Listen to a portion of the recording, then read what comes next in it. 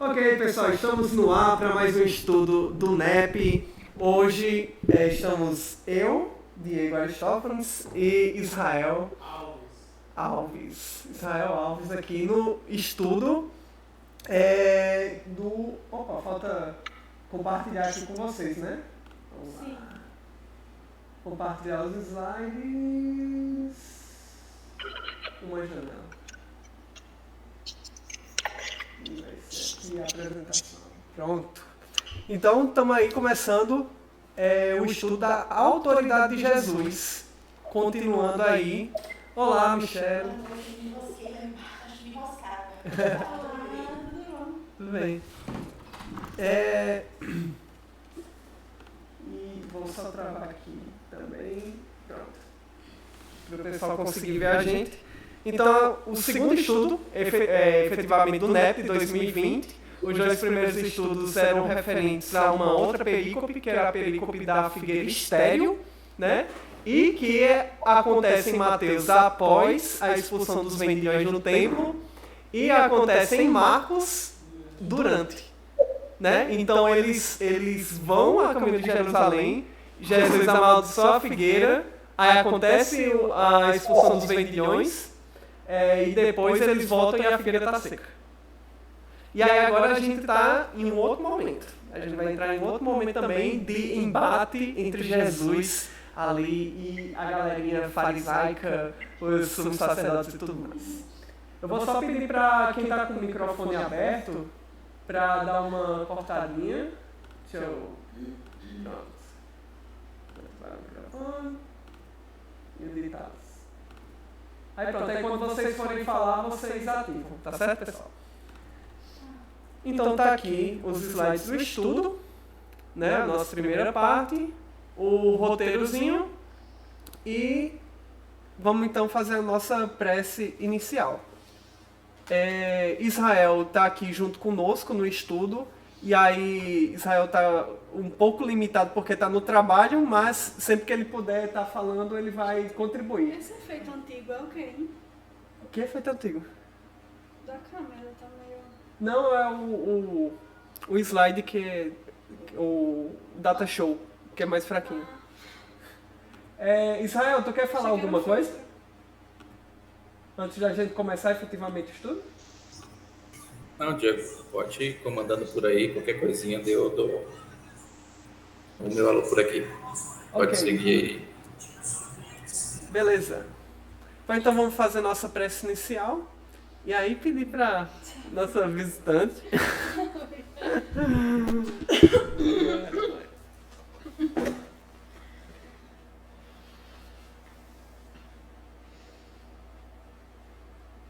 Amado Mestre Jesus,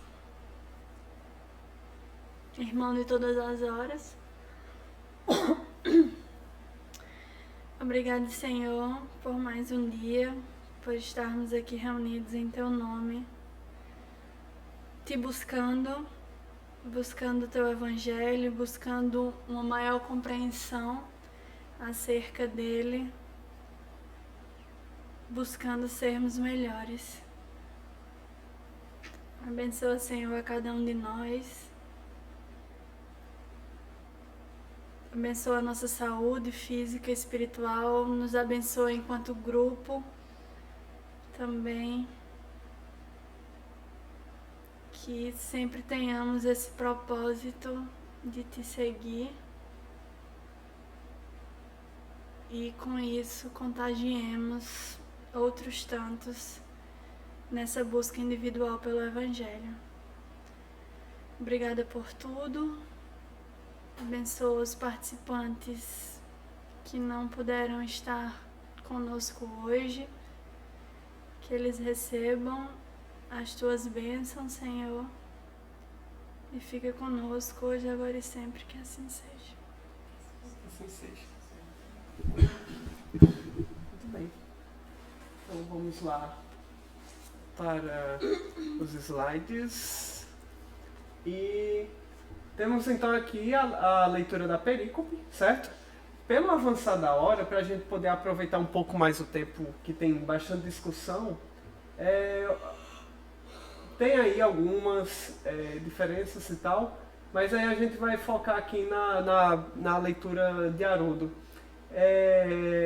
Não sei se o Israel tem algum comentário específico a fazer sobre as diferenças entre os textos, que foi ele que construiu os slides nessa parte, né? Mas vamos então fazer a leitura, certo? Eu não encontrei nenhuma muito relevante, assim, de uma para outra. Claro, algumas palavras só, mas no geral acho que não, que nem alguns outros que a gente já fez. Pode ir. Pois então vamos lá. A autoridade de Jesus está em Mateus capítulo 21, versículo 23 a 27. Novo Testamento traduzido por Haroldo. Chegando ao templo, aproximaram-se dele enquanto ensinava os sumos sacerdotes e os anciãos do povo, dizendo: com que autoridade fazes estas coisas? E quem te deu esta autoridade? Em resposta, Jesus lhes disse: eu também vos perguntarei uma coisa. Se me dissessem, eu também vos direi com que... Não, se me disserem, o que ele vai perguntar no caso, né? Eu também vos direi com que autoridade faço essas coisas. E aí Jesus pergunta, o batismo de João era de onde? Do céu ou dos homens? Eles arrazoavam entre si, dizendo, né? Isso assim, eles estavam, sabe, passa ou repassa, e que você tá ali discutindo a resposta antes de dar, aí eles vão lá, tava se arrazoando. Galera, mais junto a galera assim. Se dissermos do céu, ele nos dirá, então por qual razão não crestes nele? Se dissermos dos homens, tememos a turba, pois todos consideram João um profeta. E respondendo a Jesus disseram, não sabemos. Ele lhes disse, nem eu vos digo com que autoridade faço essas coisas. Gente, Jesus é perfeito. Essa perícope é demais, sabe? Assim, a perspicácia de Jesus. Aí nós temos aí Marcos, a autoridade de Jesus.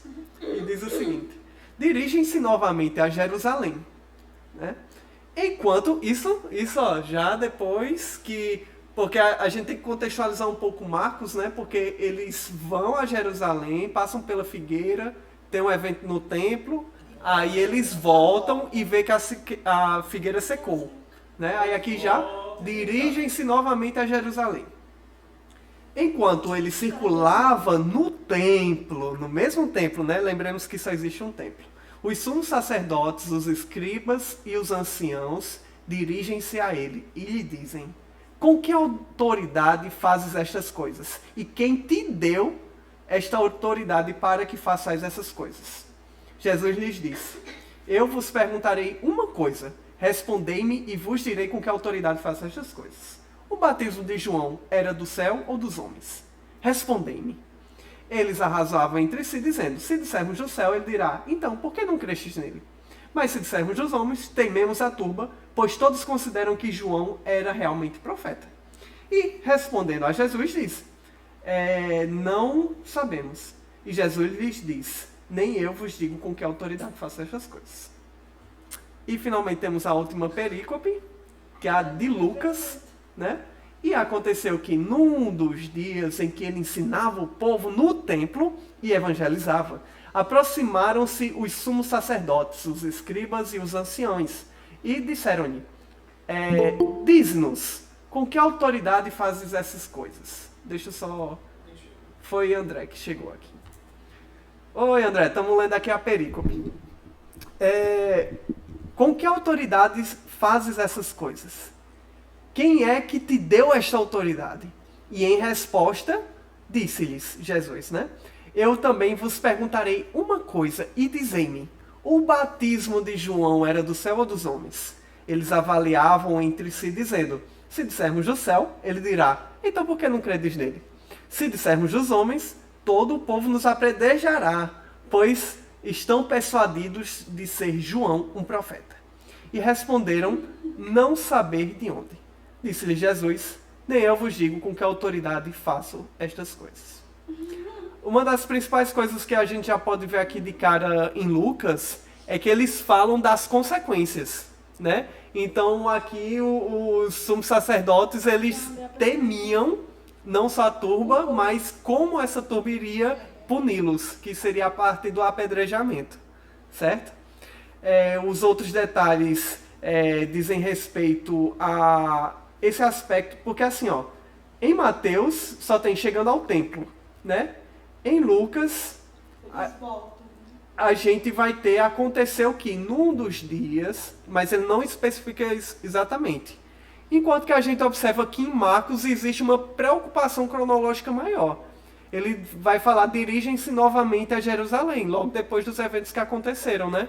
Então, são algumas questões a se observar. Mas essa questão do apedrejar, não sei se vocês vão tratar. Seria tipo, eles estão temendo a reação do povo ou se enquadraria em algum tipo de penalidade? A gente vai tratar disso, mas não, a princípio não haveria crime aqui. Isso. Não há crime. O que seria só uma existe, reação do povo mesmo. E aí, ó, tem alguns comentários que vão tratar disso a respeito do aspecto político desse evento. E da força política que aquela galera que estava enfrentando Jesus tinha. Porque uma coisa, quando a gente fala de política, a gente fala de populismo, né? De tipo, quem é mais popular no meio do povo, sabe? Sim, opinião pública. Opinião pública. E aí, se você não tem essa popularidade toda, você pode acabar sofrendo na mão do povo, sabe? Mas enfim, não que eles estivessem correndo em algum tipo de crime. Entendi. Né? Pois, Israel, quer fazer mais algum comentário a respeito das diferenças? Achei bem semelhantes os evangelhos. Eu estava vendo Jerusalém também parecido. Contexto, em questão de contexto, em questão de... Tem uma palavra assim, tem uma diferença. Perfeito. Pois então, vamos seguir em frente. E agora, gente, nós vamos ver os... É o teu momento? Ah, não. Não, ainda não. O vídeo do canal dos Mormons. Ah, nossa. Aí eu vou copiar aqui o link para vocês poderem ver. E aí a gente vai cortar aqui o áudio e a câmera, tá certo? Então, até daqui a pouco. Deixa eu...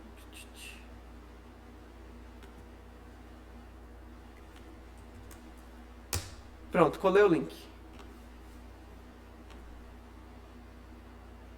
E teve uma outra grande revolução. Eu descobri que Ctrl D é o atalho de ativar e desativar o microfone.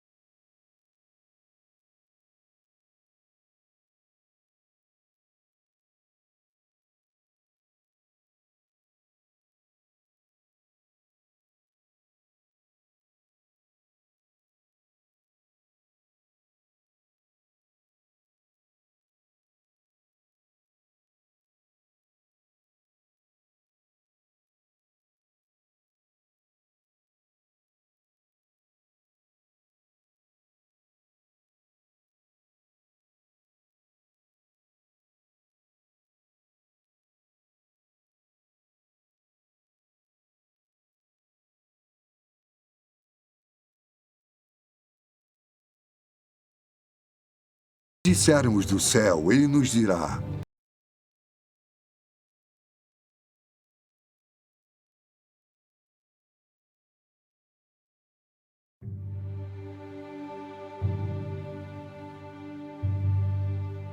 com que autoridade fazes isto? E quem te deu essa autoridade? Eu também vos perguntarei uma coisa. Se me disserdes, também eu vos direi com que autoridade faço isto. O batismo de João, de onde era? Do céu ou dos homens?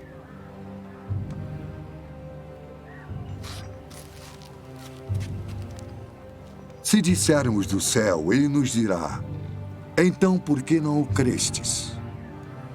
E se dissermos dos homens, tememos o povo, porque todos consideram João como profeta. Não sabemos. Nem eu vos digo com que autoridade faço isso.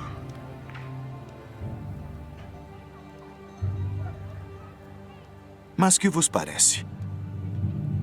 Um homem tinha 2 filhos. E dirigindo-se ao primeiro, disse: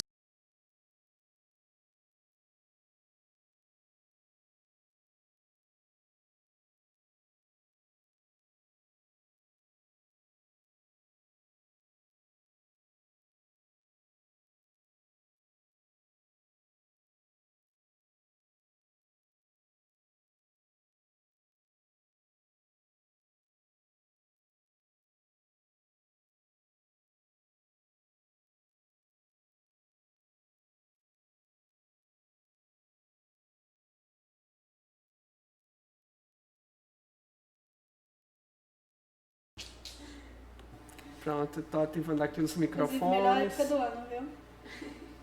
Perfeito. São João, né? Fora as fumaças, né? A comida é tudo É, óleo. comida tipo, Perfeito. sensacional.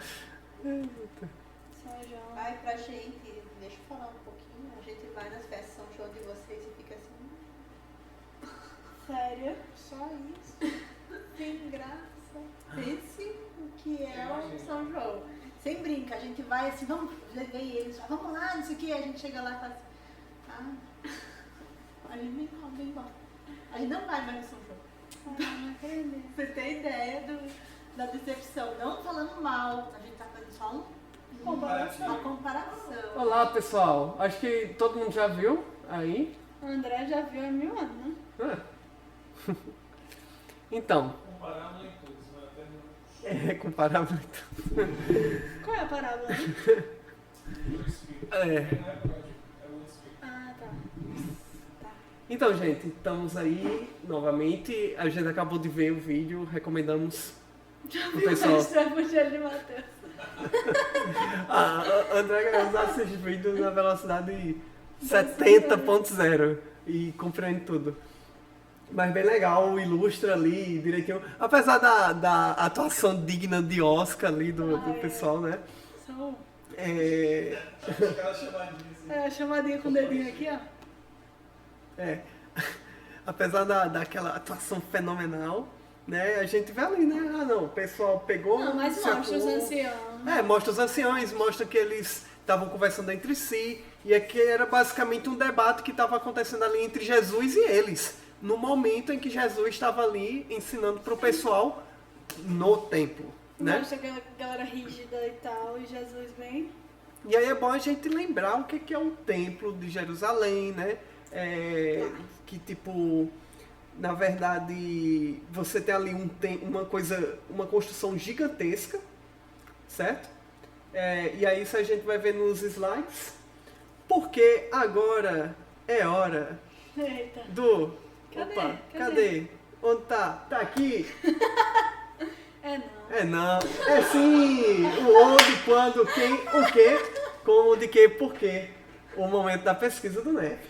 Então, começando aqui pelo onde, né? Nayara entrou, Nayara conseguiu entrar. Nayara tá aí. Não, porque ela disse que estava com dificuldade, é só isso. Ah, tá, certo. Nayara entrou, está aqui conosco. Tá todo mundo. Todo mundo. Então deixa eu jogar isso aqui pro lado. Pronto. Então, gente, Jerusalém. Vamos então rodar aqui a leitura entre o pessoal e pedir para a Mayara ler.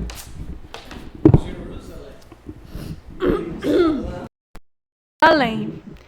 O nome mais antigo que se conhece é Urusalim. Urusalim? Isto é, Jerusalém.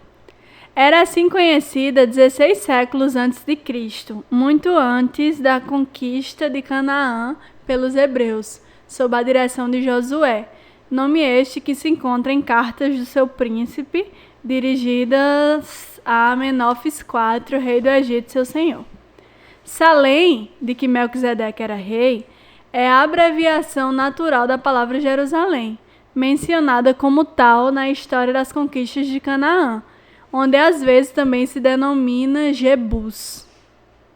De fato, este último nome é muito frequente logo após a conquista, enquanto os jebuseus a ocuparam. Porém, quando Davi a capturou e fez dela a sede de seu governo, o antigo nome Jerusalém, ou Salém, por abreviatura, não mais foi alterado. A pronúncia da sílaba final tem sido modificada pelos judeus nos tempos subsequentes, de modo a parecer uma cidade dual. Davis.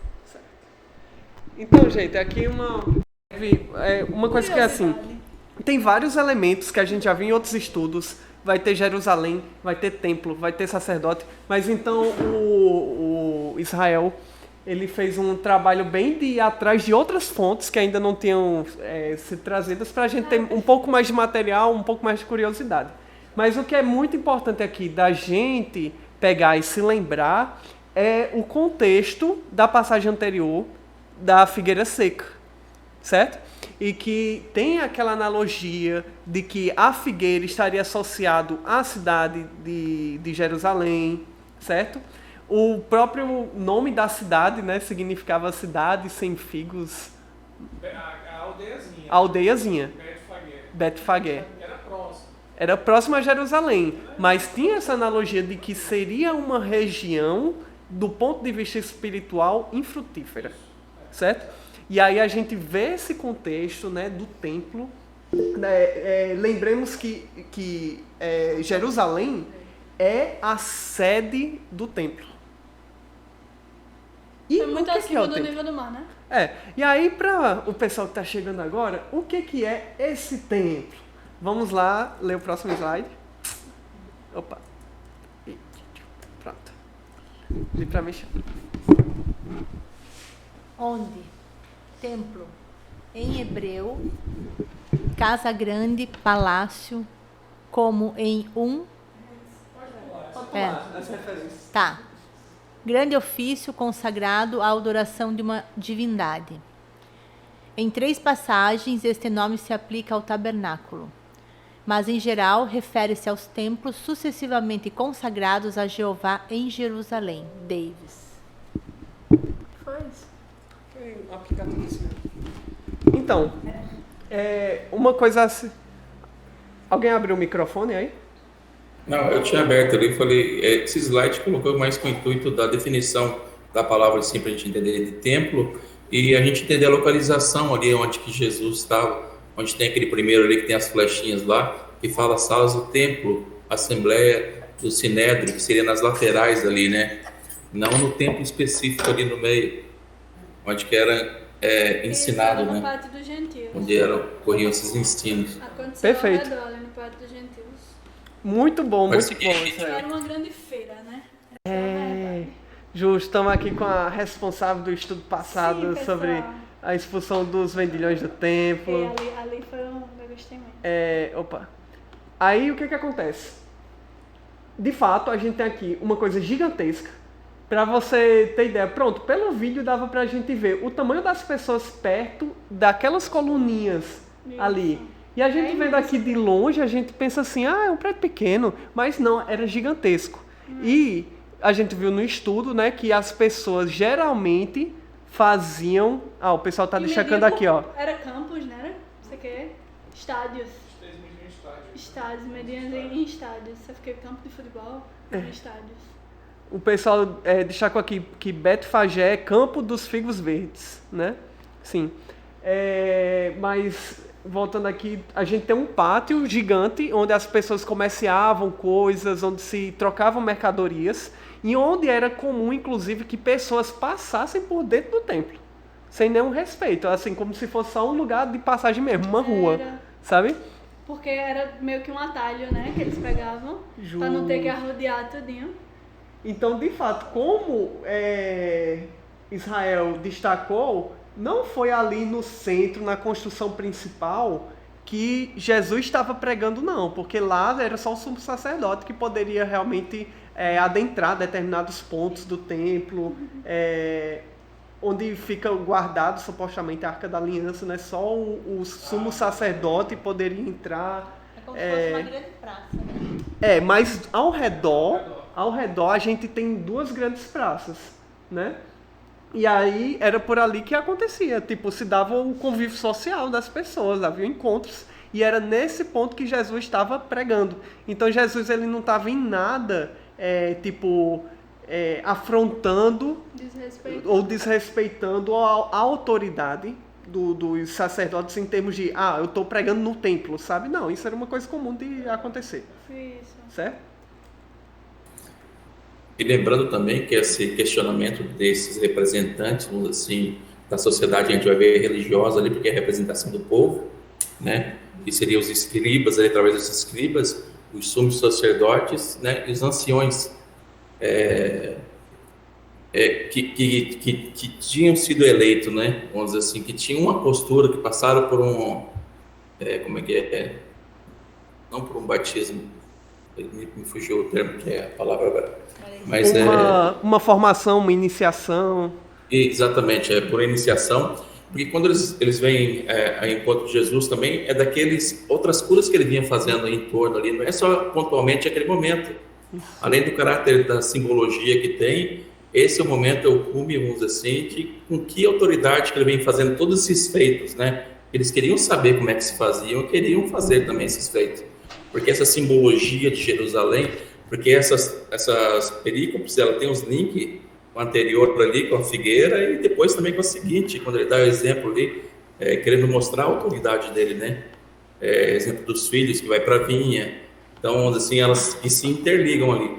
Então, a simbologia de Jerusalém ali seria essa figueira. Por que Jesus segue essa figueira, né? Seca essa figueira? Ele seca com uma postura, com os ensinamentos que ele vem trazendo, né? Que quebrando com aquele orgulho daquelas autoridades religiosas que tinham ali e que não seguiam os ensinamentos que seriam divinos, né? Mas segue aí, é uma perdida aqui. Não, show. E os comentários bíblicos vão estar realmente focados justamente nisso aí.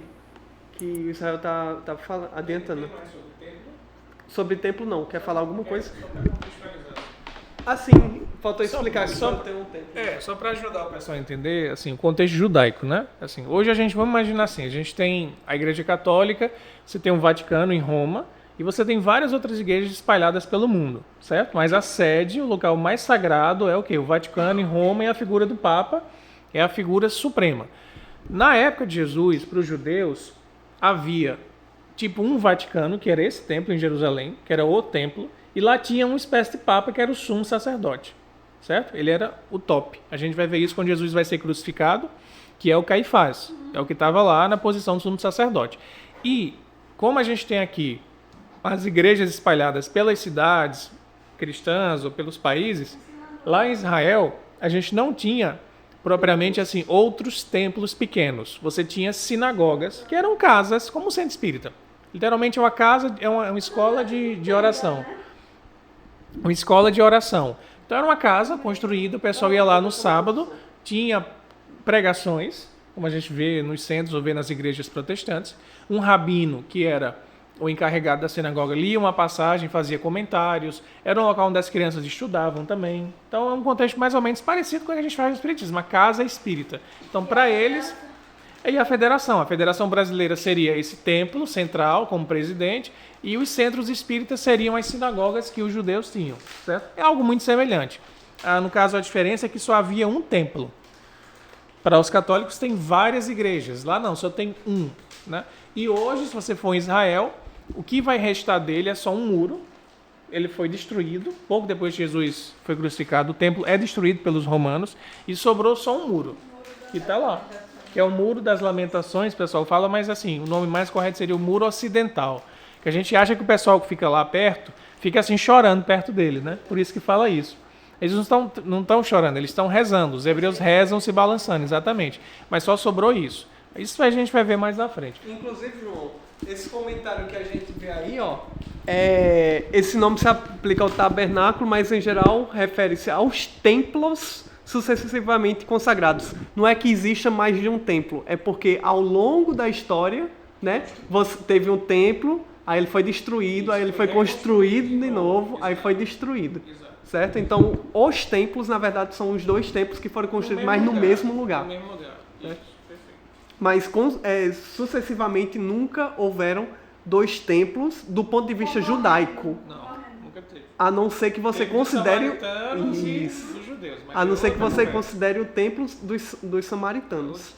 Que é como se fosse uma É como se fosse assim, uma igreja protestante e uma igreja católica. Entendeu? Havia os protestantes da época também. E uma rixazinha, verdade.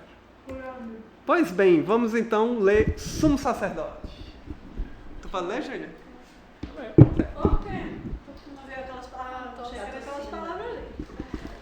Sumo Sacerdote, dicionário do, acho que é Wycliffe, né?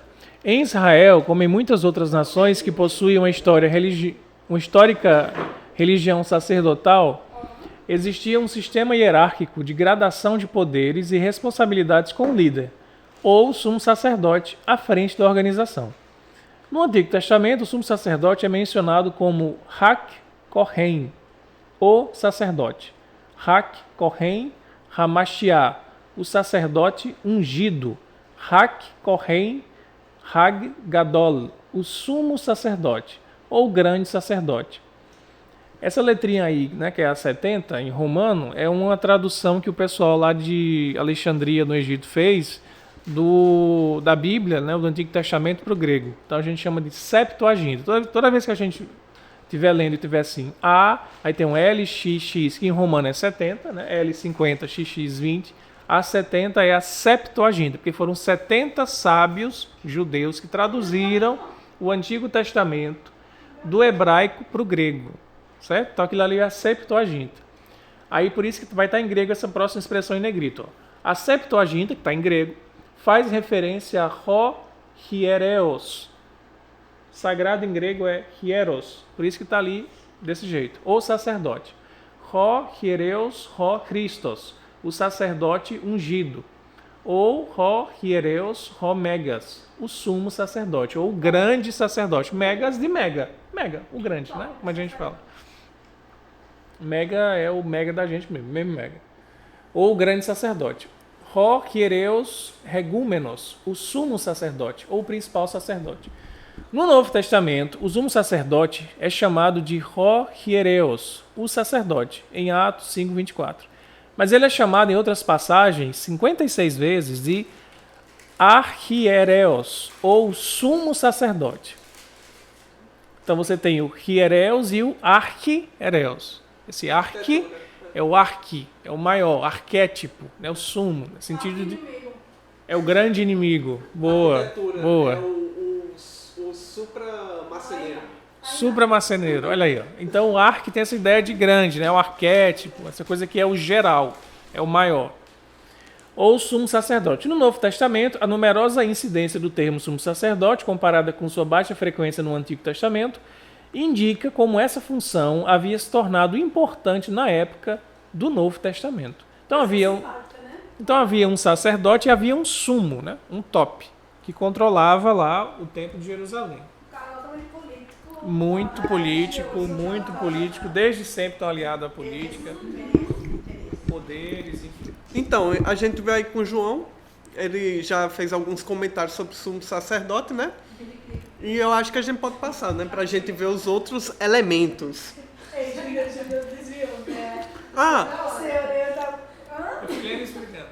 Outro ponto importante que a gente pode ver aqui é que o sumo sacerdote normalmente não vai aparecer em outras passagens. Ele vai aparecer aqui porque eles estão em Jerusalém, viu? Sim, é verdade, claro. Então é bom a gente destacar. Ele só fica em Jerusalém. Ele vai estar sempre ali em Jerusalém. O Papa tá lá no Vaticano. Mas faz uma Esse da fotinha tá com uma cara de gente boa. Tá com uma carinha de... Cara de gente boa. A imagem dele tá... Vamos lá então para o Escriba e vamos pedir para o pessoal da internet ler para nós. Temos aqui a primeira pessoa da lista, Alexandre, seguindo a ordem alfabética. Pode ler, Alexandre? Oi, João. Boa noite. Boa. Escriba. No Antigo Testamento, o escriba era originalmente alguém que cuidava de algo, um inspetor, como um oficial real ou um secretário, com nível de ministro. Tal escriba deveria servir como tesoureiro do Estado.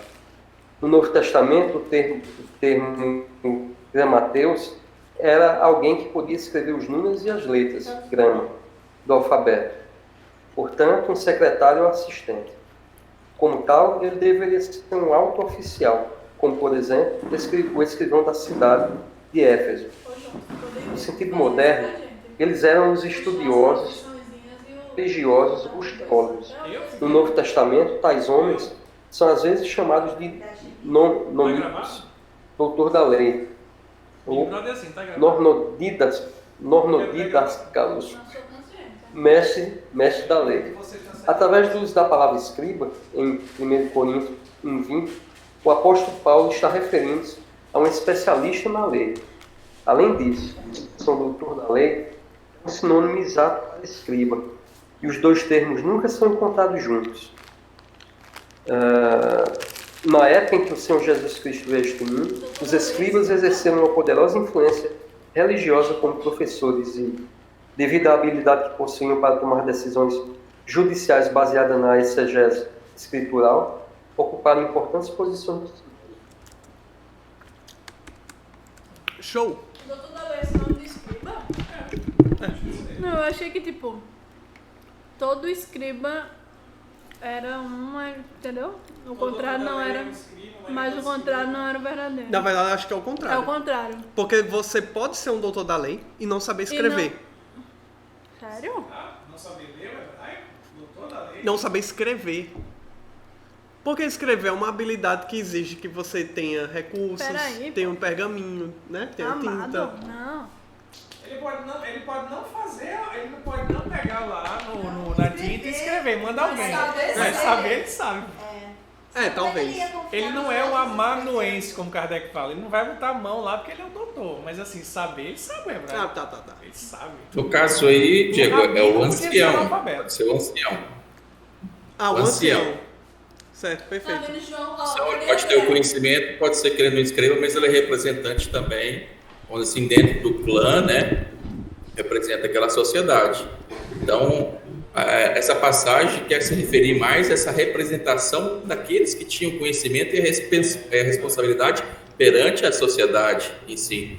Porque é aqueles que foram muito dado conhecimento, que na sequência da parábola ele vai falar das responsabilidades do filho da vinha, né? Aquele que recebeu a responsabilidade divina e está sendo essa figueira seca, né? Jesus vem mostrar que eles são figueira seca. Segue aí. André, tu lembra quando em algum estudo João ele ficou responsável por categorizar esses cargos assim e dizer as atribuições para facilitar a vida da gente? Ele tá dando uma de doido aqui. Olha aí, ó. Foi até sugestão minha e de André, viu?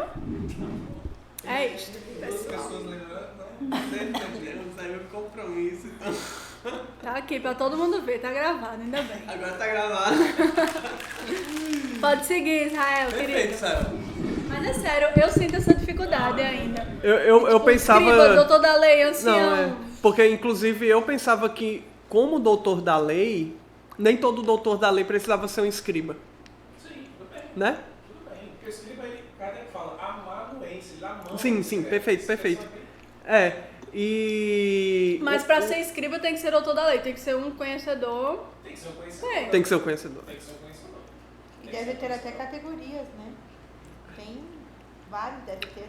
É, porque doutor da lei é o que conhece a lei, é aquele que tem tanta propriedade que vai abrir ali o pergaminho e vai saber onde é que tá... doutorado na lei judaica. Isso, saber a lei judaica. PhD na lei judaica. Mas o tá escriba... diretamente atrelado ao sinédrio? Não. Tipo, ou é só o ser conhecedor já faz de você ter o seu diploma de doutor da lei? Tem que ser um membro do sinédrio? Até porque tinha um limite para ser membro do sinédrio. Até porque tinha um limite para ser sinédrio, assim, é tipo o STF da época, entendeu? Existia uma Suprema Corte lá. E vários anciãos ficavam lá. E eles tomavam decisões políticas, decisões religiosas. Eles misturavam religião com política, né? Para eles uma coisa estava junto com a outra. E lá que condenaram Jesus, então. Então, assim, tinha muitos doutores da lei, não eram poucos. E as cadeiras do Sinédrio tinham limite. Então, imagino eu, não lembro nenhum estudo dizer assim, para ser doutor da lei, o cara tinha que ser membro do Sinédrio. Agora, eu creio que o membro do Sinédrio Tem que ser doutor da lei. era um doutor da lei, era um cara entendido demais da lei. Ele não podia ser qualquer um. Ou seja, a gente tá vendo que existem... Ou seja, João, começa trabalhando hoje, viu? Faça isso. O doutor da lei vai passar isso no escriba em Israel, sabe? Toda a mão na massa. Providencie, a gente vai Vamos facilitar a seguindo, vida da então. gente. Tu pode até escrever Essa um artigo sobre realidade é isso muito aí. distante da gente e torna as coisas mais difíceis, né? Eu tenho curiosidade, por exemplo, em saber se hoje essa estrutura ainda existe, se essas pessoas do templo se vestem dessa forma também, bem forte, como nessas fotinhas. É muito distante da gente, né? Por isso que a gente tem dificuldade em aprender também. Não tem mais, no judaísmo de hoje, não tem mais a figura do sumo sacerdote. Nem entre os ortodoxos tem isso, não. O que tem é rabino. A única função que você vai ter hoje é um rabino. O que é um rabino? É um mestre, como Jesus era. É um cara que estudou e ele tem uma corrente de discípulos e ele cuida de uma sinagoga. Mas tudo isso pode ser analfabeto? Na época, né? Na época o cara podia ser um grande inspirado de João Batista. A gente, do que a gente saiba, ele não teve instrução. O próprio Jesus se questiona, você não estudou e já está falando isso, né? Então, assim, tinham pessoas que eram rabinas e que eram carismáticas e, enfim, tinham uma missão profética. Mas vamos voltar à pergunta de André. Hoje, no judaísmo, você tem a figura do rabino, que é um cara que estudou, passou por várias... É como um padre que fez o curso de teologia, de filosofia, e ele ganha o direito de ter uma sinagoga e de liderar uma sinagoga. Isso é o rabino. Não tem sumo sacerdote hoje, lá em Israel, que veste aquele tipo uma armadurazinha que a gente viu que tem 12 pedras, né? A gente viu essa figura, tem 12 pedras, cada pedra simboliza uma das 12 tribos de Israel. Quem faz isso é Edir Macedo, lá em São Paulo, de forma totalmente estranha, se veste com aquilo e quer ser um sumo sacerdote. E outras figuras assim estranhas. Mas no judaísmo você tem um rabino. Não tem um sumo sacerdote lá em Jerusalém, você não vai encontrar lá. Nem templo tem mais. Nem templo. Aí eles fizeram um templo em São Paulo e ele acha que ele é um sumo sacerdote. Mas enfim, não é judaísmo isso, é outra coisa. Perfeito. E na época tinha que ser da família dos levitas, da tribo levitas. Então, para ser sumo sacerdote, você tinha que ser um levita. Isso era a representação, vamos dizer assim, do segmento daquele clã, a família ali que cuidava da parte da tribo e da religião em si, dos sacrifícios lá, dos rituais, né, a ritualística. Mas é quem organizava o templo, né, era o levita? O doutor da lei, eu tinha os conhecimentos também da lei, que era a Torá, mas era mais a questão que nem o João falou ali. E o ancião também, todos eles poderiam ser ancião, aquela pessoa que representa aquela figura, a pessoa mais de idade, né, dentro da sociedade, que representava um clã ou um cargo, vamos dizer assim, de representatividade dentro de uma sociedade. Ó, Israel, você pode ajudar João, viu? Nessa, você tá muito sabido mesmo. Pode ajudar João. Passa aí. Para fazer a catalogação. Sério. Vamos trabalhar nisso, de verdade. Se tiver foto ainda mais, meu Deus, vai ser perfeito. Vamos então, gente, passar para a próxima leitura. Estamos com a hora um pouquinho avançada. Então a gente tem os anciãos, né? Eu acho que a gente pode pular para a gente poder avançar um pouquinho mais. Ou então destaca um trecho. Destacar, ó, aquele que tem barba. É interessante esse comentário. Poxa vida. Não entendi essa analogia agora. É porque a palavra literal. Não, eu tô brincando. Literal, sabe quem? Literalmente é o cara que fala. Ou seja, mulher, né? Vou nem comentar. A gente tem que lembrar que é uma sociedade bem patriarcal, né? Quem ocupava esses cargos importantes de tipo decisões sociais era um homem, certo? Então faz sentido que os anciãos eles estiverem associados a uma coisa que fosse a barba, né? Que tipo, quanto mais velho... Você vai ter uma barba quando você tá mais velho. Justo, a pessoa... Justo. Mais ou menos, né? Então, agora o outro comentário do outro slide, eu queria destacar que ele é bem interessante, é que, olha só, rabinos de destaque, né? Como líderes da comunidade farisaica, formavam um dos 3 partidos no Sinédrio. E é um telefone, acho que é lá no hotel. E nesta capacidade, participaram no processo e condenação de Jesus. Mateus é mais específico quanto ao fato de serem os fariseus os que perseguiam a Jesus, quando Marcos registra, ao invés de fariseus, os escribas dos fariseus. Os secretários que escreviam. Discípulos dos fariseus ou somente escribas. Os escribas se associam com as autoridades e os anciãos na perseguição de Pedro e João e no martírio de Estevão. Então, o ancião era basicamente pessoas importantes, porque, inclusive, tem uma... Mas era, inclusive, eu participei de um estudo, acho que o meu, era eu e Ramonzinho, que era o prenúncio da paixão, né? Quando Jesus estava anunciando que ia... Isso, a previsão do Calvário. E ele dizia, não é necessário que eu seja entregue aos anciãos, e seja... Isso. E Pedro, Jesus, jamais permitirei a Jesus, afasta-te de mim, Satanás. Então... E, Diego, lê só o finalzinho do slide anterior, sim, que fala dos 3 termos ali. Só o finalzinho lá. Certo. No Novo Testamento, dentro do contexto judaico, nos dias neotestamentários, encontramos os anciãos associados aos principais sacerdotes e aos escribas, bem como ao concílio. Esses anciões sempre exerciam alguma atividade, provavelmente porque seus membros acabavam tornando-se membros de alguma dessas 3 categorias. Ou seja, ou eles iam se tornar sacerdotes ou escribas, ou do Sinédrio. Porque o ancião é aquele velho, assim, é o cara idoso. É o sábio. Não, mas na verdade estudado, né? Não é só ser velho. Ele tinha que ter alguma importância. Tem uma importância política, mas, religiosa. Como a gente viu, né? E aí por isso que eu queria destacar esse segundo slide, rabinos de destaque, né? E aí Jesus era rabino, tal, né? Ele não necessariamente precisava... Não, tá dentro mas Jesus da coisa política e... Não, digo da questão... Ele não precisava ser um escriba, necessariamente, um ancião. Entendeu? Entendi. Ele ia mais, eu acho que porque as pessoas olhavam ele como voz de respeito, né? Isso. Porque ele sempre era sensato e tal. Eita, chegou Vamos ele, lá, então. maravilhoso. Manda Andrezinho ler. Quem? O tempo. Chegou, Vamos maravilhoso. lá, André. Ai, meu Deus. Corrida de cavalo. É pra já, meus amigos. Segura. João Batista. Nasceu no ano de 7 a.C. de pais idosos, Zacarias e Isabel, ambos descendentes de uma família de sacerdotes. João cresceu no deserto da Judéia, onde recebeu o chamado para ser o profeta do ministério. Podemos apenas especular sobre quais influências ele viveu durante os anos de sua formação. Mesmo se tivesse tido alguma associação com os essênios do deserto, de Qumran ou outros, veja-se Rolos do Amor, foi uma experiência espiritual que o lançou nessa especial tarefa de preparar ao Senhor um povo bem disposto, o que provavelmente provocou uma ruptura com suas amizades anteriores. Ele rapidamente conquistou a fama de ser um pregador do arrependimento. Um grande número de judeus se reuniam no deserto para ouvi-lo, vindos da Judéia ou das regiões vizinhas. Muitos recebiam dele o batismo do arrependimento no Rio Jordão, confessando seus pecados. Dicionário bíblico Wycliffe. Gente, esse homem é perfeito. Então, gente. João Batista é maravilhoso. Quer compartilhar Não, ela fez uma pergunta confundindo os personagens. Ah, tá. Não, mas só lembrando, isso aí já tá falando assim, de João na parte missionária dele e tal. Mas lembrando assim, João era primo de Jesus. Certo? Isabel, mãe de João, era prima de Jesus.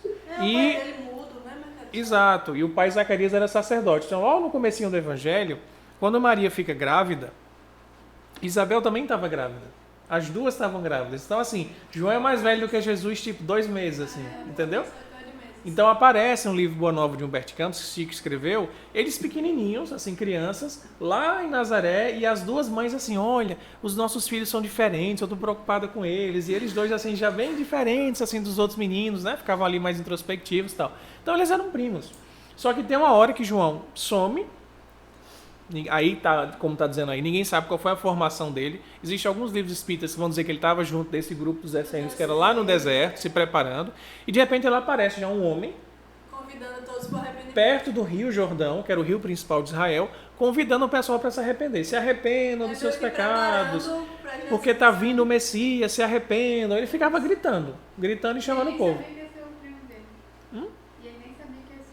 em tese não sabia. Em tese não sabia que ia ser o primo dele. Não sabia. Aí quando Jesus aparece, ele vê a pomba sobre Jesus e fala, é ele o Messias. Aí, E é ele primo, batiza você. Jesus. Ele Entendeu? batiza E ele Jesus. batiza Jesus. Os dois eram primos, super próximos. Ai, a voz de Deus. Aparece uma pomba e diz, é ele. E prestem muita atenção a essa palavra arrependimento. Porque não foi todo mundo que se deixou ser arrependido. É que não foi todo mundo que se sentiu contagiado. Não, nem todo mundo se sentiu contagiado por João Batista e se arrependeu de seus pecados porque iria vir o Messias, né? Na verdade, muita gente não gostava dele. Os próprios fariseus, eles tinham uma resistência muito grande com todo e qualquer Messias ou profeta que aparecesse, né? Tanto que Jesus não foi aceito pelos fariseus. Mas, entretanto, o João Batista, ele tinha uma popularidade muito grande. Pelo povo, ele era muito carismático. O povo gostava muito de João Batista, sabe? E era muito conhecido também. Então, foquemos nesses aspectos, né? Ismael, ele tá saindo. Veredas, viu, pessoal? Já tô dizendo. Eita, uma pena, Ismael. Ele tá indo deixar a Larissa lá na rodoviária. Mas, João. boa viagem, pessoal. Oi. João, você falou que Jesus era primo de João Batista. E essa informação do primo, dele ser primo, é de Boa Nova? Porque, pelo que me recordo, no texto dos evangelhos não tem primo, tem parente. Tem parente. A gente fala primo porque, assim, naquelas cidadezinhas pequenininhas, todo mundo era primo de alguém de algum grau, entendeu? Então, assim, parente, ele não ia ser, um não ia ser tio do outro, um não ia ser cunhado do outro. Aí é primo. O parentesco é de primo. Então, essa era o primeiro grau, né? Exatamente, é um primo de segundo, terceiro, quarto grau, eles eram primos. Ok, beleza, valeu, obrigado. Qual o tipo de parentesco que ia ser? Pai, filho, irmão? Não, eram primos. Vamos seguindo, então, para o batismo. E aí vamos pedir para... Ei, tô gostando das fotos, viu, pessoal? Capricharam. Pedir para Israel. Se Israel estiver podendo. Batismo. O rito de lavar com água simbolizando a purificação religiosa ou consagração a Deus era usado pelos israelitas com muita frequência, conforme as prescrições legais que se encontram em Êxodo e Números. Praticavam-se ainda outras obluções sancionadas pelo uso e costumes sociais em Marcos. Creem muitos que no tempo de Cristo e em tempos posteriores, os prosélitos do judaísmo eram batizados. Assim, pois, quando João Batista, o precursor, foi enviado por Deus a pregar o arrependimento a Israel, aplicava o batismo a todos que aceitavam a sua mensagem. Este rito chamava-se batismo de arrependimento, para remissão de pecados. John D. Davis, História da Bíblia. Pode aproveitar para fazer os comentários, se quiser. Essa questão do costumes ali que tem ali lembrou um pouquinho Maria de Madalena, ela também, né? Quando ela estava perturbada, ela também, que mostra muito bom. A questão do batismo, né? Do uso, essa questão de expulsar os demônios, né? Que nem vem a postura do arrependimento dos pecados. E o foco maior e interessante em torno de João Batista ali é mostrar também assim essa questão da função dele como profeta, de ele indicar, assim como ele era respeitado por aqueles que seguiam ele como esse profeta, essa voz que clamava no deserto, ele vem reconhecer o Cristo e mostrando a autoridade divina do Cristo, né? Tanto que Jesus usa, vamos dizer assim, essa pergunta, lança essa pergunta para querer tirar deles, vamos dizer assim, a resposta, né? Eles não iam de encontro ao profeta que seria João Batista, pelo que ele fazia, né? E por isso, vamos dizer assim, Não, é só a questão do batismo, é você deixar a vida pregressa, né? Meio que um restart a partir dali. Mas assim, não necessariamente aceitando o evangelho de Jesus, né? Meio que isso aí veio posteriormente. É mais no sentido de uma vida nova que começa, não é isso? No caso de João? No caso de João. Sim. O caso de João é assim, ele batizava. Batizar, né, no grego é mergulhar. Então a gente poderia traduzir assim, a gente fala João Batista, a gente poderia dizer João mergulhador, é aquele que mergulha as pessoas. Batismo em grego é mergulhar. Então ele fazia isso como um símbolo de que aquela pessoa, de forma verdadeira, consciente do coração, confessava os seus erros, os seus pecados, estava arrependida mesmo, poxa, errei, cometi transgressões perante a lei, e aí eu quero ser batizada para isso marcar. Era um rito de passagem, vamos dizer assim. Era um rito de passagem. Você era mergulhado e a partir dali você tinha um compromisso com a sua consciência de mudar a sua mentalidade. Né? E a gente lembra que a palavrinha grega que a gente viu, que é muito importante citar, para arrependimento, a gente fala assim, eu estou arrependida, fica chorando, eu estou arrependido. Não é isso. É metanoia. Lembra que a gente viu essa palavrinha? Então, a tradução mesmo significa assim, mudar o pensamento. É mudar a sua visão de mundo. Arrepender-se não é ficar chorando, assim. Então. Porque com o tempo mudou, né? Exato. Então, assim, o conceito que João dizia era, ele dizia metanoia, ele dizia, mudem a mentalidade de vocês. Vocês estão muito fechados, mudem a mentalidade. Arrepender-se é isso. Mude a mentalidade. E o mergulho simbolizava a passagem para uma vida nova. No caso do cristianismo, isso depois vai ser tomado pela Igreja Católica como um dos sacramentos. Vai se criar isso, né?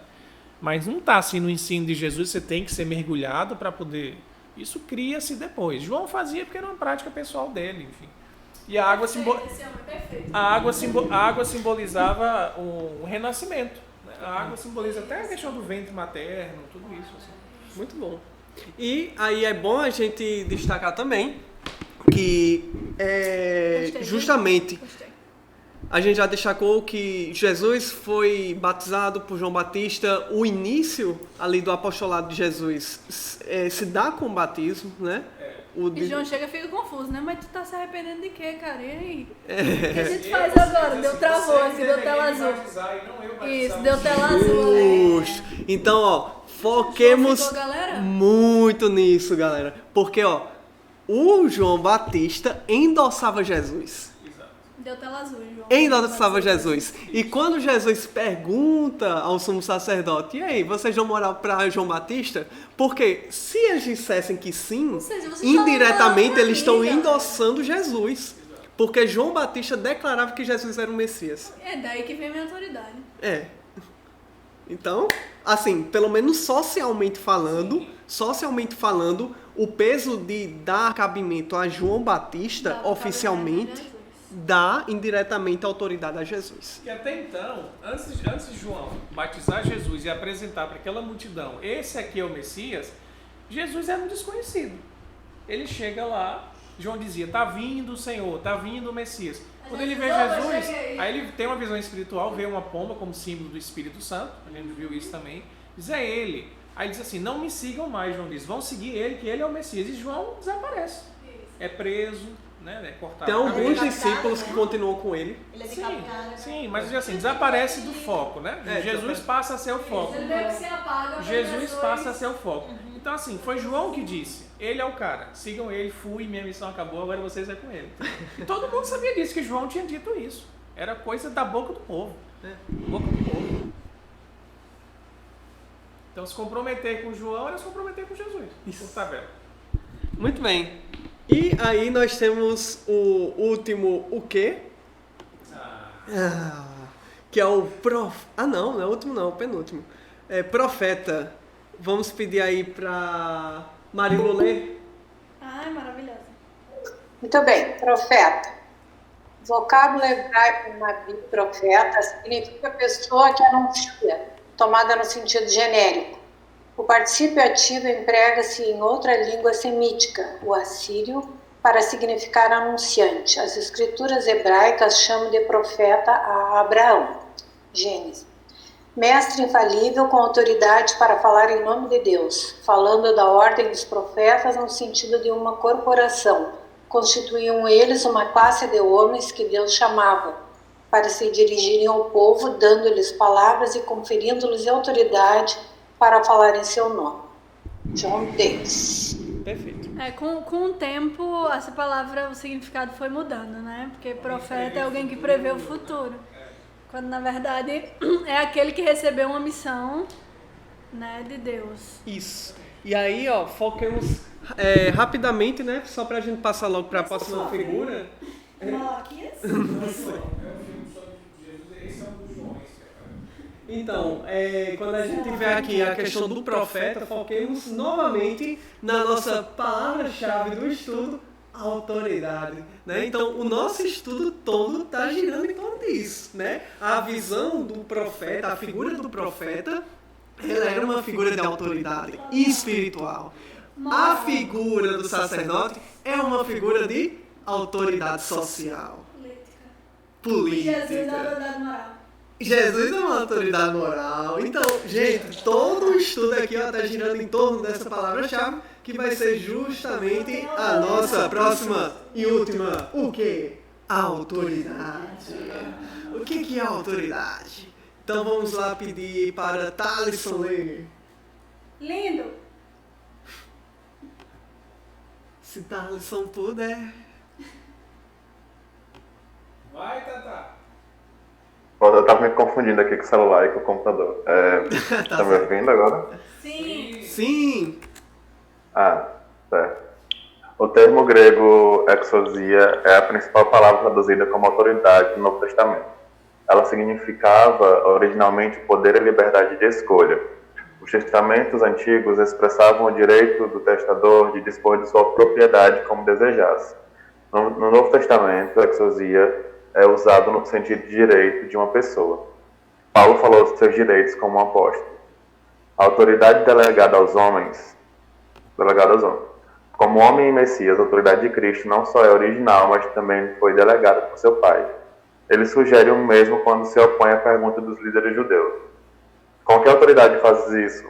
E quem te deu tal autoridade? Ele louva o centurião por reconhecer que também está sob autoridade. Ele claramente declara que o Pai lhe deu autoridade para julgar e o fez porque ele é o Filho do Homem, o Messias humano. Dicionário Bíblico, Wycliffe. Ok. Israel, quer fazer um comentário desse primeira autoridade? Que aí a gente vê que já é no sentido grego, né? Do exousia. E está bem focado no Novo Testamento. Quer comentar, Israel? Eu acho que passa para o seguinte, autoridade, dá para a gente ver a diferenciação ali, né? Perfeito. Pois então vamos passar para o próximo. Aí eu vou ler aqui. E aí, ó, a gente já tem aqui um comentário judaico do Stern. Fazia tempo que a gente não usava o Stern, porque o Stern, ele tem um comentário bíblico judaico do Novo Testamento. Então ele vai pegar coisas do Novo Testamento e vai tentar entender do ponto de vista judaico, certo? E não tem muitos comentários, é difícil ter coisas mais relevantes para os contextos. Ele dá comentários muito espaçados entre si. Mas a gente deu sorte dele comentar aqui sobre autoridade, que é a palavra hebraica ismikhar, traduzida do grego, exousia, autoridade. Significa impondo ou pondo as mãos. Especificamente vem de onde? De uma cerimônia de ordenação de um juiz, presbítero ou rabino. Impor as mãos é, no Tanakh, um ato simbólico que confere ou transmite um cargo, junto com seus deveres e privilégios, dramatizando o derramar das bênçãos e dos dons de Deus necessários para a obra. É bem interessante porque o primeiro termo que a gente encontrou aqui, ele vai falar mais das implicações, né? Como é que o povo usava a palavra autoridade no cotidiano, né?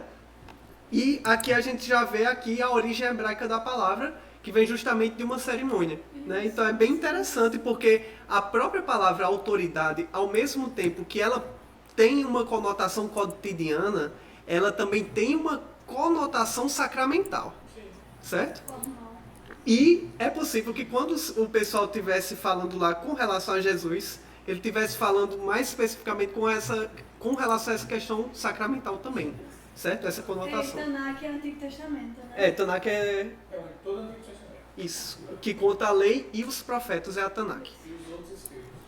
Uma ordenação rabínica garante o direito de julgar e decidir questões sobre o halakha.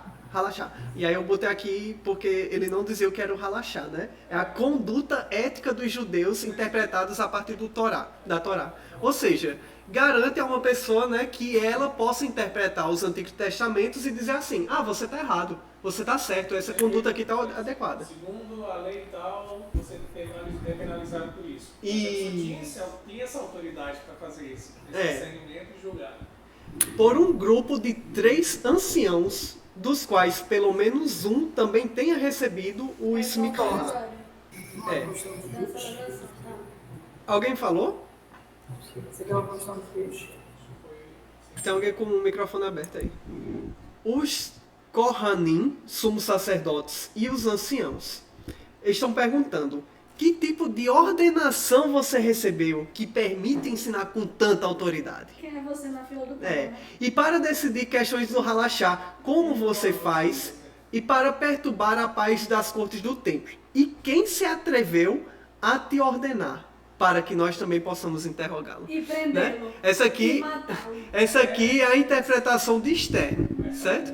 Mas que faz muito sentido. Tipo, quando eles vão perguntar lá, Jesus, qual é a autoridade que você tem? Ele não está só perguntando a autoridade de forma geral, a autoridade de direito de ir vir e tudo mais.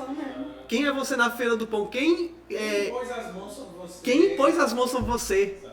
Quem te conferiu o direito sacramental de estar interpretando?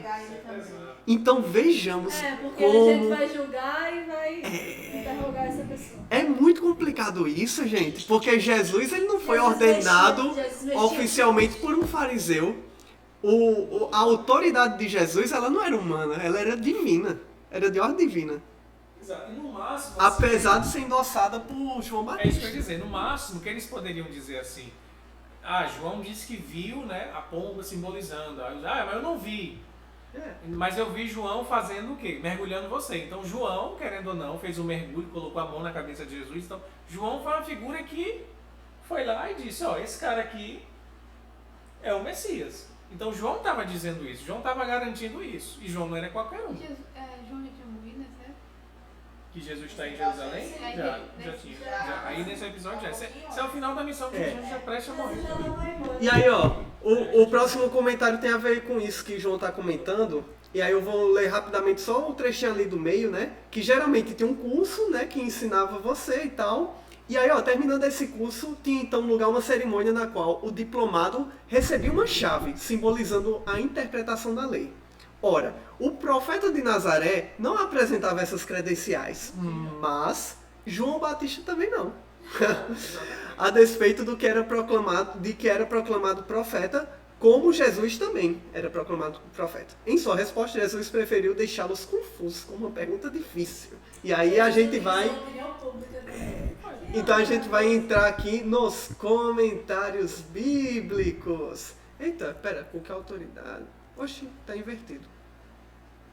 Era para esse aqui ser primeiro. Então vamos lá, a autoridade certa.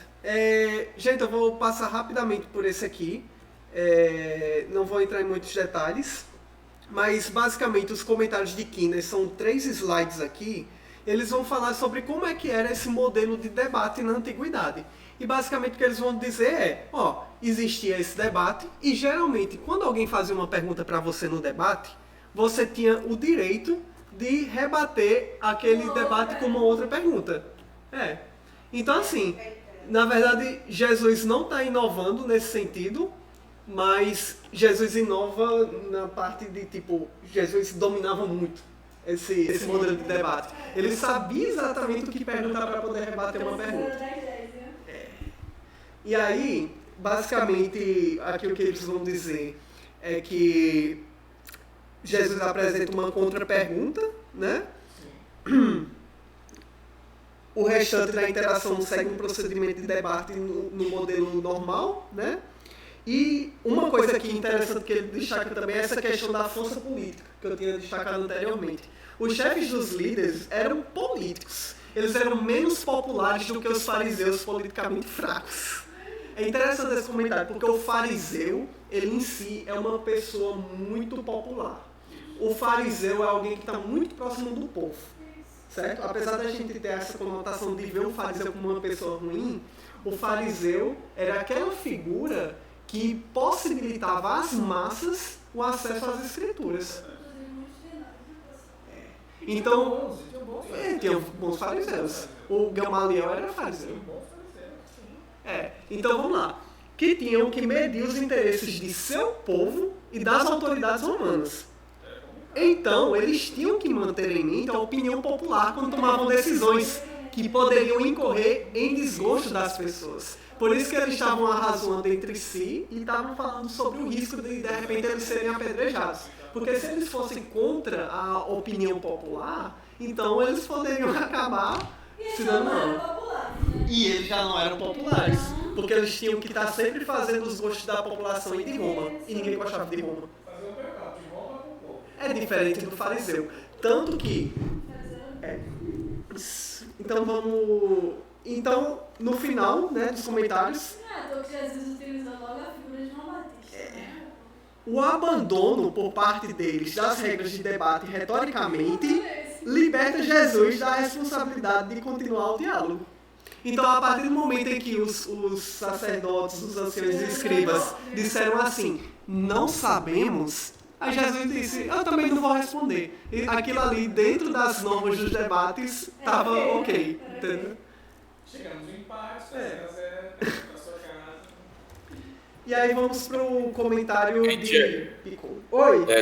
Só lembrando que essa postura de Jesus também aqui tem um comentário de Mateus D.A. Carso, que fala que a resposta de Jesus é magistral. Ele responde com uma pergunta sua mesma, prática bastante comum no debate rabínico.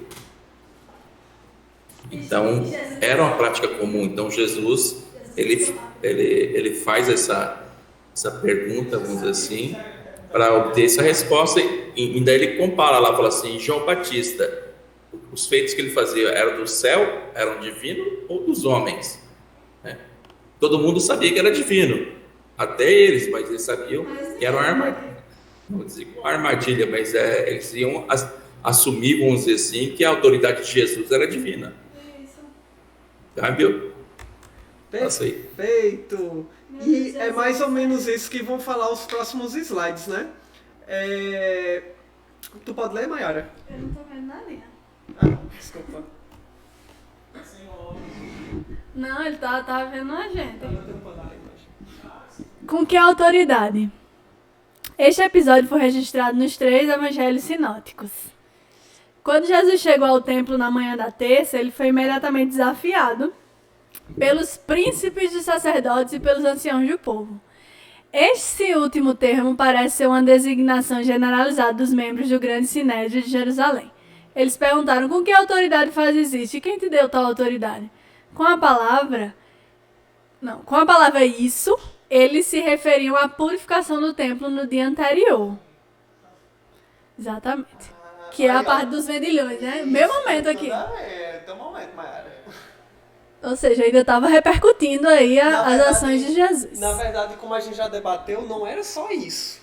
Era tipo, até o ministério como um todo, né? Isso aí. Essa doideira que tu tá fazendo. E aí, pera que eu me perdi. Tendo sido tomados de surpresa por ocasião da purificação do templo, os líderes judeus não haviam recuperado totalmente seu entendimento naquele momento. Foi pesado. Mas, durante a noite, haviam evidentemente decidido desafiar o direito de Cristo de fazer o que fez. Portanto, perguntaram, quem lhe deu autoridade para perturbar o regime estabelecido no templo? Perturbar, né? Jesus perturbando, do jeito que estava, meu Deus. Muito sabiamente, Cristo respondeu dizendo que, por sua vez, ia lhes fazer uma pergunta. Se respondessem, eles responderiam. Já que não responderam, né? Tem continuidade. Deu próximo. Tá. O raciocínio daqueles homens não demonstrava nenhuma preocupação ética. Não era uma questão de saber o que estava certo, mas o que era apropriado. Não disseram qual é a verdade, mas como esta resposta nos afetará. Eita. Peraí, da opinião pública, exatamente. Os interlocutores se encontraram no meio de um dilema do qual não havia como escapar. Eles não iriam dizer que vinha do céu e também não podiam, com medo do povo, dizer que vinha dos homens. Portanto, mentiram deliberadamente ao responder, não sabemos. Com toda razão, Jesus se negou a responder a pergunta deles. Mas a resposta às duas questões é exatamente a mesma. A fonte da autoridade era o céu. Quem? Bacon. Nosso amigo Bacon. Por que é do céu? Por que é do céu? Por que Bacon deduziu isso? Porque a gente viu do profeta. Se João era reconhecido como profeta, e quem era o profeta? Aquele enviado por Deus para cumprir uma missão moral. Ou seja, a autoridade de João era de Deus. Eles sabiam que era de Deus. E, portanto, a de Jesus também era. Eles sabiam disso. Mas eles não queriam dizer. Então, por isso que a gente vê como é bem interessante a gente ver a figura do profeta, a figura de João Batista. Está linkada com tudo isso. Então, existe todo o background, todo o contexto por trás. E aí representa também aquela sequência lá do estudo que eu falo aqui, tudo é um sole, né? Ali mostra a figueira seca, né? Que era essa postura humana, vamos dizer assim. Então, não um reconhecimento ali de Jesus como esse Messias enviado por Deus, né? O profeta. A partir do momento onde que eles negam, eles são a árvore frutífera, né? Que representa a sociedade judaica, que representa o Jerusalém. Mas a partir do momento onde que eles não assumem essa postura deles, porque eles sabiam que Jesus não está fazendo uma reprimenda ali para eles, né? Em relação à pergunta a João Batista. Porque quando ele pergunta se você não compreende a natureza, se é divina ou do homem de João Batista, quiçá a minha natureza, né? Como é que poderia compreender essa natureza divina do Cristo? Perfeito. Pelo tempo, vamos ser breves no comentário, faltam só 5 minutos, faltam 3 slides. Aí a gente vai ler os comentários de chão, mas pode falar. Não, é rapidinho. Essa postura de Jesus me lembra muito a postura de Kardec na introdução do Livro dos Médiuns. Que é tipo assim, vocês não acreditam ou não querem acreditar, então pra eu falar aqui, eu vou meio que estar tentando convencer vocês de algo que vocês provavelmente não vão acreditar. Então eu lembro muito de Kardec na introdução do Livro dos Médiuns, que é tipo assim, se você responder não a uma dessas 3 perguntas que eu vou falar agora, nem adianta você continuar lendo esse livro, porque eu vou estar tentando lhe convencer de algo que não é, que é tipo, você acredita que o espírito conserva a sua individualidade após a morte? Você acredita que ele consegue se comunicar? Ou seja, se você responder que não, pra mim, eu vou estar tentando lhe convencer de uma coisa que não vai dar resultado. Então é meio que Jesus diz, vocês não estão querendo admitir, então pra mim, ok. Por mim, ok. Perfeito, vocês não. E... Só tem um defeito, que é ser homem, né? Olha, mas... Então, a gente tem aqui os 3 últimos comentários. Aliás, os 3, na verdade, são 4. E aí eu vou ler mais rapidamente aqui, só pra gente pegar a ideia por cima, certo? De Champlin. Mas basicamente ele vai falar muita coisa que os outros já falaram. Então, embora a situação estivesse altamente agitada e intensa, Jesus não deixou de cumprir a sua missão de ensino e de curas, e ousadamente fez do templo o centro de suas atividades. Era inevitável que surgissem conflitos com as autoridades. Estas planejavam seu assassinato, mas ao mesmo tempo procuravam desacreditar os seus ministérios. Desacreditar o ministério. Porque se eles só matassem Jesus, estavam endossando o ministério. Salientando que ele jamais fora consagrado como rabino e não tinha o direito de ensinar nem no templo e nem em qualquer lugar. Tanto que aí entra a figura da cruz, né? Tentaram macular aí a mensagem de Jesus. Verdade. As mais altas autoridades religiosas da nação inteira procuravam interromper a Jesus enquanto ele falava, exigindo resposta às suas indagações. O povo ao redor guardava silêncio e ficava à espera da resposta. A maioria, pelo menos nessa altura dos acontecimentos, estava do lado de Jesus, temendo que ele não fosse capaz de defrontar-se com êxito com um grupo tão augusto de autoridades religiosas, que tem até o sumo sacerdote lá, né? É possível que as autoridades religiosas esperassem ouvir de seus lábios alguma reivindicação de soberania ou de outra posição política qualquer, a fim de que pudessem acusá-lo entre as autoridades romanas para que mais facilmente se vissem livre deles. Ao menos, esperavam alguma resposta que pudessem torcer para arruinar a sua imagem aos olhos do povo, ou a fim de usá-la em algum julgamento formal futuro contra ele. Mais pra frente, que Se ele eles vão tivesse dado jogar. uma Né? resposta, você disse isso, então Opa, joga pra Roma que ele falou isso aqui. Você disse aquilo, joga pro não se Sinédrio. embalou na lei, é crime, pá, prende. Mas é isso que acontece, porque eles mandam lá pro chefão romano lá, e aí ele fala, não, isso é uma questão, ele já sabia que ia dar o babado aí, isso é uma questão que eu não vou julgar, devolve para os judeus. É exatamente isso. Não sabia o que fazer. Não tinha do que acusar. Mas vamos continuar, gente. Vamos continuar que o horário urge. Então, os rabinos estavam acostumados a ensinar fazendo perguntas e exigindo respostas às mesmas. Era o mestre na arte de fazer perguntas, né?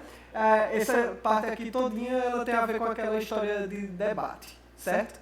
E aí, só destacar aqui, ó, que certamente atingiu em cheio a consciência deles, a pergunta de Jesus, relembrando-lhes de que eles haviam rejeitado João, o qual era universalmente reconhecido como profeta. O batismo de João simbolizava todo o seu ministério e falava especificamente de arrependimento, né, como a gente viu aqui, mudança de mentalidade, do qual todos necessitavam, mas especialmente as autoridades religiosas. Conforme era seu costume, aqueles homens hesitavam em suas opiniões e se recusavam a fazer uma declaração positiva ou negativa, pois uma declaração positiva, a autoridade veio de Deus, de João veio de Deus, tê-los-ia entregue completamente nas mãos de Jesus, porque não se veria claramente que aquelas autoridades e técnicos da lei, em realidade, eram homens pecadores, que jamais se tinham arrependido, porque nenhum deles dera qualquer atenção à sua mensagem de arrependimento. Aqueles homens não podiam atribuir a autoridade de João aos homens, pois temiam as massas e sabiam quão volúveis são as multidões. Aí ele vai falar sobre o risco, né, de ser apedrejado, que a gente encontra em Lucas. Isso deve ter danificado muito a imagem deles perante o povo, né? E aqui tem um comentário final de Champlin, que é uma opinião dele, mas que é muito interessante, que ela traz um aspecto que a gente já discutiu aqui. O que é essa autoridade? As autoridades religiosas rejeitaram a autoridade de Jesus, seu Messias, e a partir de então têm sofrido a falta de conhecimento e convicção da verdade. Andam à cata de um Messias qualquer, porque em sua ignorância voluntária rejeitaram o verdadeiro Messias que estava vivendo no meio deles. O erro fatal da nação de Israel foi o de aceitar a autoridade daqueles homens, a mesma autoridade que foi rejeitada por Jesus, preferindo isso à autoridade de Jesus. A autoridade deles era terrena, mas a de Jesus era celestial. Não obstante, olhos cegos não podiam ver a diferença. Então, assim, eu gostei muito... Isso não é só Israel não, tá? Isso é a gente todos os dias. É justo. Então, eu queria trazer destacação desse comentário de Champlin, aquilo que a gente já discutiu sobre o que é essa natureza da autoridade. Porque, sob diversos aspectos, a gente pode acabar se prendendo a uma autoridade institucional, a uma autoridade que ela foi passada de mão em mão, mas aqui o que está em discussão é a autoridade divina de Jesus como um representante direto de Deus, né? Como alguém que estava mais próximo, alguém numa condição evoluída, mais próxima da perfeição, né? E que estava aqui para poder nos ajudar a chegar um pouco mais perto disso. Ao invés disso, a gente continua se prendendo à terra, continua se prendendo à carne e se prendendo às autoridades terrenas, né? Muitas vezes se apegando a convenções, a regras, e que eram o problema dos fariseus e que é um reflexo dos problemas que nós enfrentamos hoje no cotidiano também. Nasceram todos espíritos. A gente fica querendo fazer aquela média com a opinião pública, a gente fica em cima do muro, né? A gente tem isso também, de não ter coragem de se posicionar. É complicado. Tem que ter muita coragem para sustentar o testemunho cristão. Mas é um desafio de cada um de nós, é coragem da fé, como diria Kardec. Perfeito, e tudo isso vai ser... e tudo É a isso vida da pessoa. vai e pode ser explorado por nós ao longo dessa semana, nas nossas reflexões e no nosso dever de casa para a próxima semana. Israel, quer fazer os comentários finais aí do estudo? Israel que encabeçou 90% do estudo. Eu acho que interessante dessa passagem, assim, que deixa bem frisada, vamos dizer assim, essa questão do conhecimento, né? Porque quando Jesus ele questiona ali aqueles doutores da lei, né? Aliás, os sumos sacerdotes, os anciãos, eram aqueles que já conheciam da lei divina. Então, assim, trazendo para nós, vamos dizer assim, a gente já conhece a mensagem do Cristo, né? Por que a gente não coloca ela em prática ainda? Né? Então, essa questão de ser essa figueira que dá frutos, né? E não ser essa postura, vamos dizer assim, daquela figueira que detém o conhecimento, mas ainda através do orgulho, da nossa vaidade, a gente comete o corban, que ele fala lá, né? Aquela questão, assim, de usar, vamos dizer assim, dos artifícios humanos para interpretar e usar o divino aos nossos interesses, né? Então, esse ponto aí de a gente trazer para o nosso dia a dia, a gente já tem esse contato, esse conhecimento, temos umas responsabilidades maiores. É isso aí, Campo. Show! Gente, muito bom. Valeu, Muito Israel. pertinente mesmo essa passagem, é realmente para cristão, espírita, atuante, porque realmente são os conhecedores mesmo. Muito bom. Perfeito, perfeito, Israel. Então, gente, Perfeito, Ari. vamos- Israel, faz estudo comigo, tá? vamos então partir para a nossa prece final. Veredas, gordinho. Eita, André tá aí. Veredas, Tu toca gordinho. Fala de João Opa. Batista, vamos falar de homem bom. Muito bem. Deixa eu abrir aqui. Voltando do recesso, finalmente a gente vai ter aí André Quando com o nosso começou, violão. pastor. Muito bem. Deixa eu abrir aqui, tá? Porque veredas eu não sei decorar. Tá bom. Combinado. E também não sei o tempo. Não sei quase nada. Vai, vamos lá, vamos cantar. João e Elias. Ari, por favor, conta o áudio daí, para eu não escutar. Certo. Beleza. Vamos lá.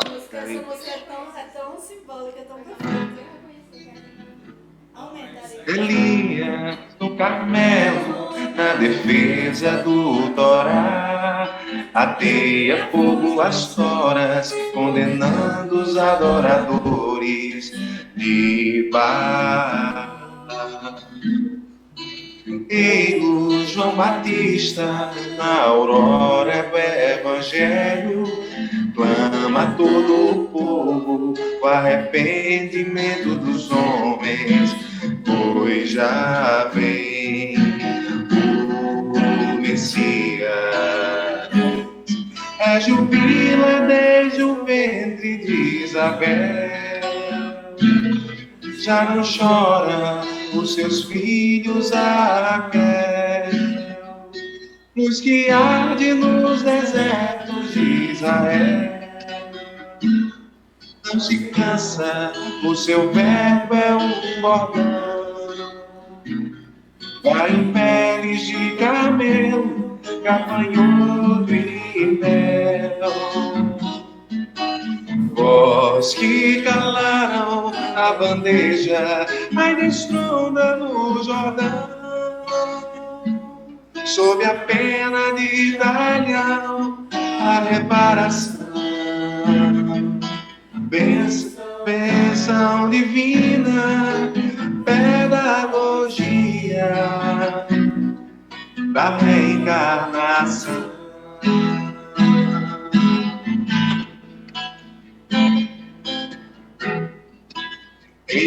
Endireitai as veredas do amor, reconduzindo o rebanho ao pastor, água e fogo da evolução, na geração da regeneração.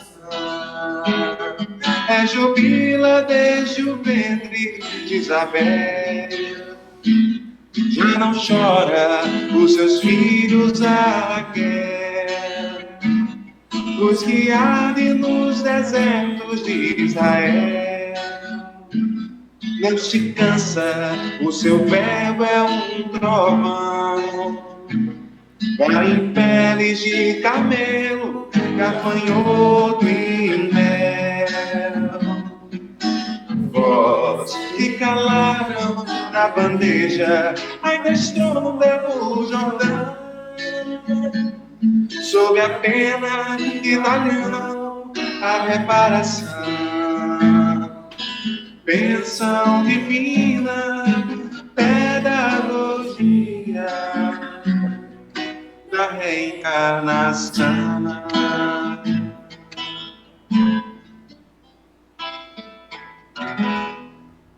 Aí, pessoal! Muito obrigado a todos que participaram, os que não participaram, que nos assistem no YouTube. Yay! Estamos aí, gente. Até semana que vem. Tchau, Já a gente vê o dever de casa. Beijo. Um abraço, pessoal. Abraço. Tchau, gente. Beijo. Obrigado. Tchau, Thales. Abração. Tchau, Israel. Tchau, Jeff. Abraço. Valeu.